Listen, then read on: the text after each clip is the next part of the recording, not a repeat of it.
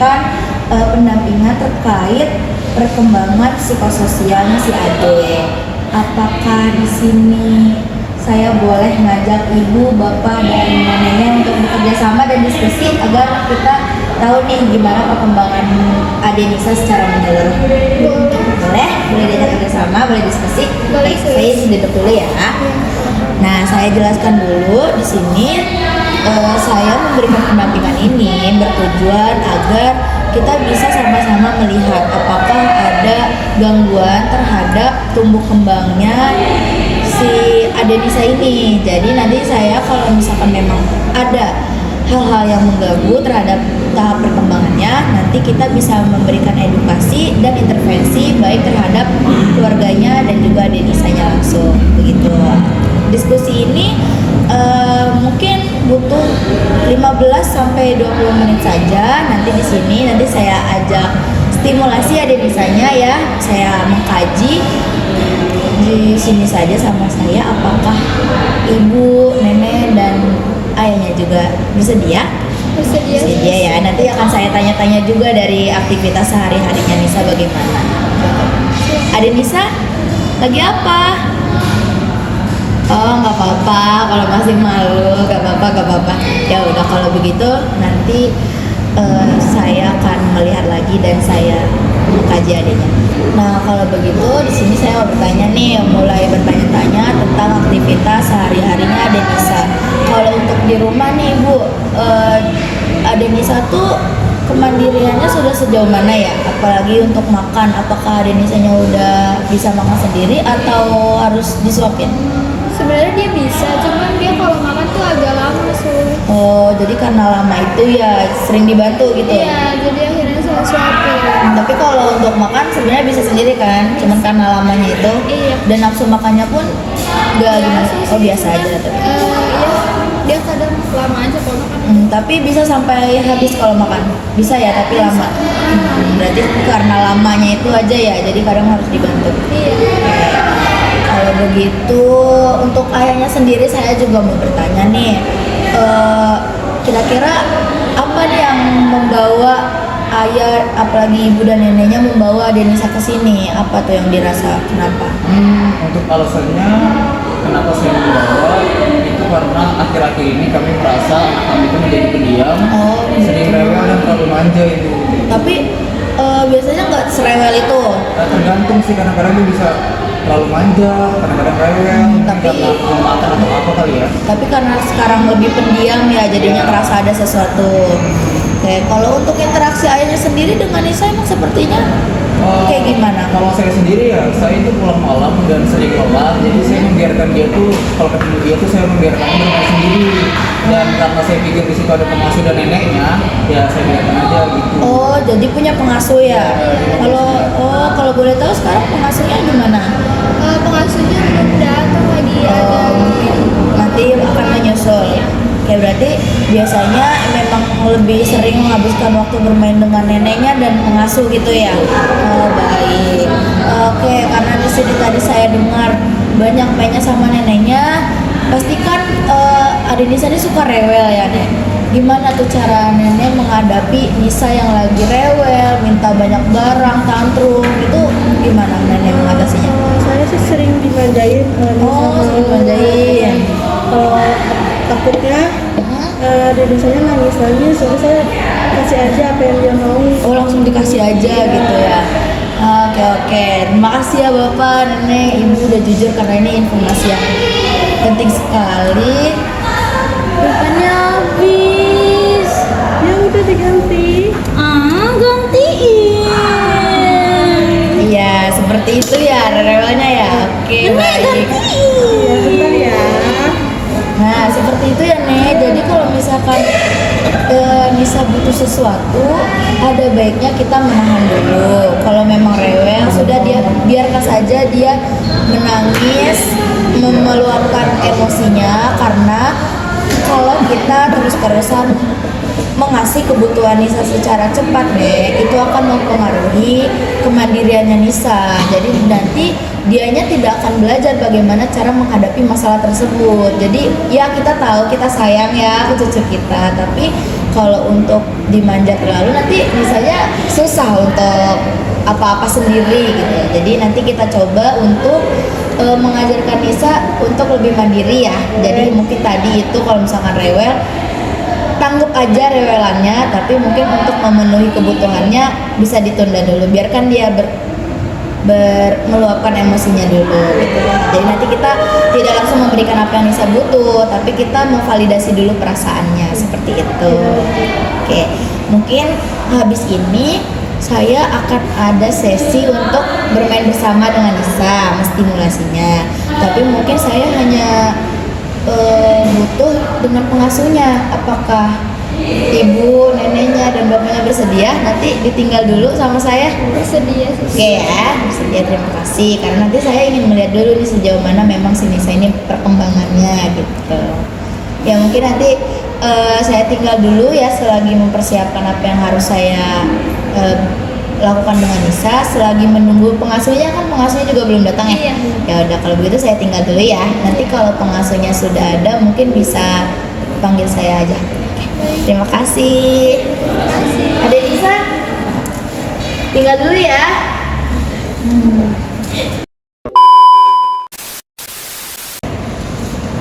Selamat siang. Oh ini benar pengasuhnya Denisa ya? Oh iya, tadi ibunya udah konfirmasi kalau mbaknya udah datang. Tadi ibunya udah bilang kan ya kalau hari ini saya meminta bantuan mbaknya buat main sama Nisa. Sudah bilang. Biasanya juga dipanggil mbak atau kakak? Mbak. Oh mbak, oke saya izin duduk ya. Ada Nisa. Lagi apa? Lagi apa? Nulis doang. Ada warna-warna enggak? Oh enggak, ya udah. Nah mbak di sini saya mau nanya dulu nih. Kalau aktivitas sehari-hari tadi kan soalnya kata ibunya mbak ini sering main bareng juga ya sama Nisa sama neneknya ya, yang lebih menghabiskan waktu banyak. Itu biasanya ngapain aja tuh sama Nisa di rumah? Biasanya tuh saya kerjain pekerjaan rumah dulu. Biasanya saya diemin aja Denisa bermain. Asalkan dia nggak rewel, soalnya juga saya masih baru di sini ya. Oh masih baru. Berarti karena tadi bilangnya nyelesain pekerjaan rumah dulu, berarti kalau main bareng gitu masih jarang ya? Iya, jarang. Masih jarang. Ya udah kalau begitu udah tahu belum apa yang harusnya kita lakukan nih ke anak ini kalau misalkan Belum tahu sus harus melakukan apa. oh masih belum tahu ya. Ya udah berarti terima kasih ya karena hari ini berarti kita belajar bareng-bareng nih gimana caranya ngajak main Ade Nisa. Gitu. Ade Nisa suka nulis. Kakak Reva punya ini loh, nih liatin nih. Oh, apa coba ini? Ade Nisa tahu nggak ini warna apa? Warna hijau. Ikutin Kakak Reva, hijau. Hijau, liatin dong, ini hijau. Ini biru. Biru. Liatin dong, nih ini biru. Ini kuning. Kuning. Tadi warna hijau, mana warna hijau? Betul, ini warna hijau. Terus ini warna apa sih tadi? Biru. Yeay, ini warna apa? Kuning, betul. Nah, Mbak, jadi mau ngajak bermain di satu tidak hanya seperti ini. Jadi kalau emang lebih banyak pekerjaan, kita juga bisa nih ngajak adik Nisanya bermain sambil belajar kegiatan sehari-hari. Contohnya seperti ngambil jemuran. Mungkin adik Nisanya bisa ikut ngambil handuk yang masih terjangkau sama adik Nisa. Terus juga kita bisa minta tolong sama adik Nisanya bantuin ngangkat pakaian kotor gitu kan. Habis itu kita bisa minta tolong adik Nisanya buat taruh nih piring kotor yang habis adik Nisa pakai gitu. Jadi kan lagi belajar sambil bermain gitu kan. Jadi nggak cepet bosen. Terus juga kita bisa menghabiskan waktu yang banyak bersama adik Nisa gitu. Jadi nanti diajak aja kalau lagi nyapu atau apa, karena toddler itu walaupun kita ngomong sekali dua kali mereka akan ngerti, walaupun mereka jarang nyautin tapi mereka ngerti mbak apa yang kita lakukan, apa yang kita dengar gitu. Kayak tadi contohnya ini kan Anissa udah mulai bisa nih, ini warna apa tadi? Hijau. Betul, pintar. Ini warna Kuning. kuning. Ini biru. Itu biru, betul, pinter gitu ya mbak ya. Nah berarti kalau begitu sekarang pengkajiannya sudah selesai ya. Mbaknya juga udah bisa lihat sendiri kan tadi gimana cara ngajak mainan Nisa gitu. Tapi iya sama-sama. Tapi kalau untuk kedekatannya biasa aja ya, memang udah deket kan? Iya. Nah kalau begitu nanti saya bacakan hasilnya ya. Nanti menunggu keluarganya Nisa aja. Suster, Kenapa? pengen Pengen apa? pulpennya. Pengen pulpennya? Yang Boleh biru. nggak ya? Boleh nggak ya? Tapi kan itu punya suster. Oh, nanti beli ya. Beli ya sama mama ya. Nah. Baik ibu, nenek, ayahnya, dari hasil pengkajian tadi dapat disimpulkan bahwa ada beberapa kemungkinan masalah pada perkembangan psikososialnya Denisa. Jadi ini kan pada usia toddler, anak seharusnya berada dalam fase autonomi dan versus shame. Lalu di mana fase ini tuh ditandai dengan belajar mandiri seperti makan sendiri, mandi sendiri, dan melakukan aktivitasnya sendiri. Namun saat ini anak menunjukkan ketergantungan berlebih, kurangnya inisiatif bermain, menarik diri, juga mudah menangis saat meminta sesuatu kayak seperti yang tadi dilakukan oleh Adenisa ya. Jadi di sini itu saya bisa menyimpulkan bahwa anak mengalami gangguan perkembangan psikososial yang dimana otonominya kurang berkembang optimal. Berkembang cuman memang kurang optimal aja ibu, karena kurang stimulasi perkembangan dari pengasuh. Karena kan tadinya juga saya tanya, ternyata pengasuhnya jarang juga menghabiskan waktu bersama. Terus juga pola asuhnya kurang konsisten, mungkin karena emang bapak dan ibunya ini ya sibuk, iya. Jadi anaknya kurang banyak interaksi juga lah, kurang banyak inisiatif gitu. Terus juga batasan kurangnya interaksi emosional dari orang tua itu berpengaruh ibu. Iya, jadi begitu tadi Adenisanya mengalami sedikit gangguan. Ya tapi sebenarnya tidak perlu khawatir. Yang saya sebutkan tadi itu untuk usia Adenisa yang sekarang itu kan masih toddler. Jadi baik ayah, nenek dan ibu bahkan pengasuh pun masih bisa memperbaikinya. Jadi nanti mungkin lebih ditingkatkan aja. Kalau yang sudah saya lihat tadi sebenarnya Adenisa itu bisa sendiri. Cuman emang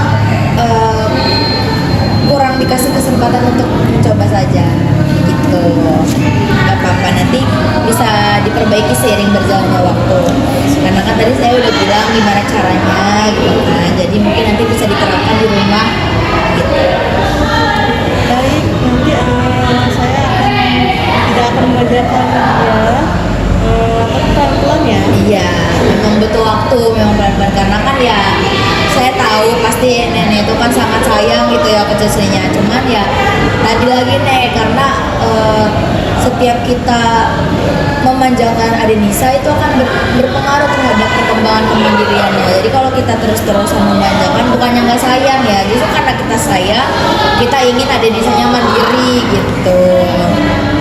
Ya walaupun saya paham buat bapaknya, ibunya, kesibukan itu kan memang tidak bisa dihindari ya, memang itu kan sudah menjadi kebutuhan sehari-hari. Tapi interaksi dengan anak itu gak lama kok pak, gak lama ibu, paling 20-30 menit, asal anak itu tahu oh saya masih punya orang tua, oh saya bisa berinteraksi dengan orang tua saya gitu. Jadi nggak perlu lama, yang penting kualitas interaksinya aja gitu. Yang penting konsisten, jangan hari ini interaksi, nanti yang lama nih misalkan hari ini interaksi lama, tapi nanti dari Senin sampai Jumatnya nggak ada perbincangan, itu akan inkonsisten jatuhnya gitu. Terus juga nanti tolong biarkan anak makan sendiri ya ibu ya, karena kan mau lama dan berantakan itu biarin aja nggak apa-apa, karena itu kan bagian dari proses gitu. Jadi nggak apa-apa kalau lama. Iya, mungkin emang standarnya dia nggak pengen makan buru-buru gitu. Ya tadi buat neneknya juga tadi mungkin kalau bisa ingin sesuatu kita bisa tunda 5 sampai 10 detik gitu kan, kita lihat dulu reaksinya apa, kita kasih pemahaman dulu seperti itu. Beri tanggung jawab kecil kayak ngambil sendok sendiri buat melatih kemandiriannya. Kalau lagi mau makan gitu kan, tolong ambil sendoknya sendiri, atau enggak nanti tolong taruh piring kotornya lagi ke tempatnya gitu. Jadi tadi juga saya udah bilang ke pengasuhnya kalau kita tuh bisa ngajak adik Nisa ini bermain sambil belajar, kayak tadi piringnya ditaruh ke tempatnya kalau udah makan, ngambil sendok sendiri atau ngambil handuk gitu. Jadi kan kemandiriannya terbentuk. Oke. Jadi mungkin itu saja ya. Kalau misalkannya tadi kan banyak kan masih bingung ya karena masih baru, betul pengasuhnya? Iya, karena masih baru mungkin masih bingung juga ya. Tapi tadi udah saya beri pemahaman jadi bisa diterapkan nanti. Oke, mungkin itu saja ya yang dapat saya bacakan hasil pengkajian tadi. Memang kurang stimulus saja. Oh ya, ngomong-ngomong ada Nisanya mana ini? Tadi lagi sama pengasuhnya lagi di Oh, mantul. Tidurin dulu, iya nggak apa-apa. Oke, berarti emang itu juga salah satu tahap yang bagus ibu, pengasuhnya bisa menidurkan adik Nisa, itu salah satu perkembangan yang baik. Oke, mungkin nanti akan ada sedikit penutup tapi menunggu pengasuhnya dulu saja ya. Oke, baik. Nah ini udah ada ya pengasuhnya, udah tidur adik Nisanya. Oke, baik, sebelum kita tutup tadi kan udah nih pengajiannya ya, pengajiannya juga sudah saya bacakan tadi. Sebelum saya tutup, saya mau mendengar nih, saya boleh minta nggak tadi menjelaskan lagi apa yang sudah ibu, nenek, pengasuhnya dan ayahnya pahami. dibiarkan dia mandiri untuk mengambil sendok atau minum kelas sendiri. Oke, kalau untuk neneknya, Kalau untuk saya sih saya akan menahan diri dan tidak akan memenuhi kebutuhannya. Terus belajar bertanggung jawab ketika kecil. Saat menangis, saya akan menenangkannya, dan keinginan apa adanya. oke baik. Kalau untuk ayahnya bagaimana nih? Kalau dari saya sih mungkin saya akan meluangkan waktu kepada Denisa, bermain atau berinteraksi dengan dia. Terus jangan, kalau misalkan dia gagal melakukan sesuatu, saya tidak mengancam atau memarahi dia. Betul. Kalau mbak pengasuhnya bagaimana? Saya tuh harus melibatkan adanya agar bisa menjadikan motorik halus untuk perkembangannya dia saat ini. Oke, terima kasih kepada ibu, ayahnya, neneknya, dan mbaknya sudah paham betul dengan tugas dan hasil dari hari ini. Luar biasa, saya menghargai komitmen dari keluarga ini. Kita akan bekerja sama untuk meningkatkan adiknya dan evaluasi perkembangan anak dalam 2 minggu ini. Kalau ada kesulitan atau ingin bertanya sesuatu, nanti silahkan hubungi saya aja ya. Jangan sungkan, jangan ragu kalau butuh sesuatu. Baik, mungkin itu saja yang dapat saya sampaikan hari ini gitu. Saya izin permisi ya.